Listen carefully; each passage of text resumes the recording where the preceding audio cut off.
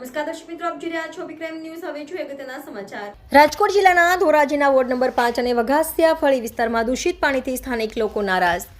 ધોરાજીના ward number 5 અને વઘાસિયા ફળી વિસ્તારમાં 8-9 વર્ષથી ગટરનું પાણી પીવાના પાણીમાં ભળી જાય છે અને નગરપાલિકા દ્વારા નળ કનેક્શનના નળ વાટે દૂષિત પાણી પીવા માટે સ્થાનિકો મજબૂર બન્યા અને ધોરાજી નગરપાલિકાની ચૂંટણી હોય ત્યારે સ્થાનિક લોકો રાજકીય પક્ષો પર રોષ વ્યક્ત કરી રહ્યા છે.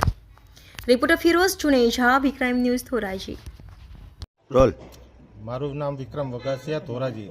અત્યારે ધોરાજીની અંદર નગરપાલિકાની ચૂંટણી આવી રહી છે. ભાજપ અને કોંગ્રેસના નેતાઓ મત માગી રહ્યા છે, કામના નામે મત માગી રહ્યા છે. પણ અત્યારે વઘાસિયા ફળી જે વોર્ડ નંબર 5ની અંદર આજે 8 થી 9 વર્ષ ત્યાં ગટરનું પાણી, પીવાના પાણીમાં ગટરનું પાણી આવે છે. એ પ્રશ્ન કોઈ ભાજપ કે કોંગ્રેસ સોલ્વ કરી નથી રહ્યું ને અત્યારે નકટા દઈને મત માગવા આવી રહ્યા છે. તો અમારી એને વિનંતી છે, પહેલા પાણી ચોખ્ખું આપો, પછી મત માગવા આવો.